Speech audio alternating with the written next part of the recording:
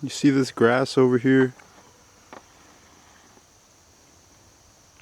See how that grass in there is brown, and this green grass is still green, but there's these, if you look closely at the tips, you can see they're brown as well. So that's telling me that we did get our first frost up here at the garden. Either Wednesday or Thursday. I have it recorded that it got down to 43, 300 feet lower in elevation down at my apartment, 6 minutes away. But where I work a half hour away in the mountains, it was 36, and they got their first frost. So I'm inferring that it was about the same up here, 36, 37, possibly 35. I don't have an exact knowing, but I can tell from the grass that there was a frost up here within the past few days. So I had the covers on already, and yesterday we just received all day of rain. It was our 13th day of rain. It is now September 29th, 2023, and it has rained all season. 19 times in June, 17 times in July, and 17 times in August. And the records keep on going back, and I'll be going over that in some new podcasts, so tune into that if you feel called to. So let's see what is going on after we received our first frost. We have a whole bunch of cold hardy greens and lettuce under this first tunnel, cold hardy greens under that tunnel, and then there is cold hardy greens in the first half of this tunnel. The back half is peppers, and then this whole row is all of my peppers, more cold hardy greens and daikons, and intermixed with the peppers is kale. So I'm going to try and keep the peppers going, and we have all of these tomatoes with flowers on it. So I plant to a biodynamic calendar all year for the first time fully, and it's interesting to see. Just to play around with it, I planted this tomato, which is supposed to be planted on a fruit day, on the 9th.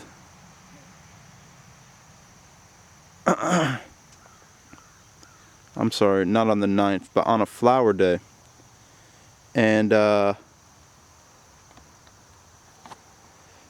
this is what happened. It put out way more flowers than fruit, as to where all the other tomatoes that are now not doing so well, but all the other tomatoes that I got great production off of, they were all planted on fruit days. And so I had one left over. I said, let me play around with it. And so instead of planting the tomato on a fruit day, I planted it on a flower day. And it does have some fruits on it, but the fruits that are on it are slim, and they've taken forever to ripen. And it just has put all of its energy into making more flowers. So that's pretty interesting right there. And that's a pretty cool observation to see. And but yeah, so I'm gonna save seed off of all of these tomatoes right here, because these have been subjected to a frost. So, and they're still growing here at September 29th. They've seen at least 2 frosts, and we've had non-stop rain all summer. So if I save seed from this, I'm going to be working with a cold hardy, short season, rainy, cool season adapted cherry tomato, which is actually a grape tomato called Peace Vine. So moving through, we have some Brussels sprouts and kale that are tucked in, and whatever pumpkins I just kind of let go. This whole area I'm just kind of letting do its thing. But take a step in to the garden, and we still got some Matt's Wild Cherry in there. Another Brussels sprout.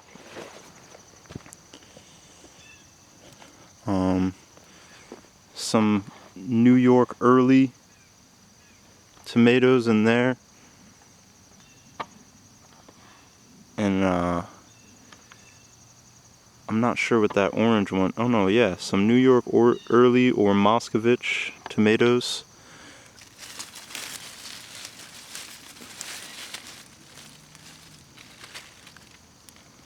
They're about ready to harvest.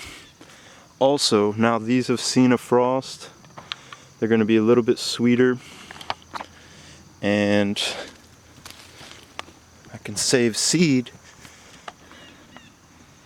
and have a nice cold hardy adapted tomato. So moving in, we got some crazy winds, like 50-mile-per-hour winds, and I had to cut down all of the Jerusalem artichokes because they were just blowing, hanging over this bed that I have seeded. Now to Tokyo Market turnips, purple top white globe turnips, and daikon radishes and watermelon radishes. That'll be ready in about a month, hopefully. Seems like they just grow so slow around this time. Right when we went below that 12-hour day mark, it just really slows down. And we still have these eggplants down this row. Had some flowers on them. Looks like they all got knocked off by the frost. But we still have this beautiful Juan Flame tomatoes ready to ripen. I've been saving seed off of these for 2 years now. And there's an eggplant flower, and we're about to get up to 80 in a few days, so let's see what can keep on going as long as it can. All of those cherry tomatoes, also Peace Vine, were just from seeds that germinated from a tomato that fell last year. And there was previously cucumbers here, and previously before the cucumbers it was hardneck garlic. Hardneck garlic came out, cucumbers took over, and then after the cucumbers stopped, there was a Peace Vine cherry tomato seedling to take the place of all the cucumbers. So that's pretty cool. We got this daikon. Ooh, look at this nice fungi with some cleaver next to it. Sweet potatoes still kicking. Got a carrot, elderberry cutting, kale, daikon, and looks like my battery's going low, might die. Some sage, oregano, all the cold hardy greens, some green curly kale outside, some more, some kohlrabi, This is the wild arugula. Cut this back, hopefully to get a nice cut of fresh greens. In late fall, it's already regrowing. We got some wasabina greens that came back from seed from last year. Some more daikon. Some onions. Excuse me. And like I said, then there's a whole bunch of cold hardy crops under all of these sheets. Some asparagus putting on its seed pods. I'm gonna try and save seed off of that. And we have this whole bed. I can link to the video here of everything that came out of this bed. This was all 7 different kinds of potatoes. I've harvested over 115 pounds of potatoes from this garden this year. 17 different varieties of garlic, tomatoes, 7 weeks of cut and come again, lettuce, sweet potatoes, peppers, cucumbers. I could go on. Please let me know if you have any comments, questions, or concerns down below. Encouragement, ideas. And this whole this whole bed is sown to some cold hardy greens. So more details on everything in the month to come. I've got to kind of pull that sheet back up a little bit. It got weighed down so much from the rain. But one love wholeness. Thank you for your support. We'll see you on the next one. 2 peach trees.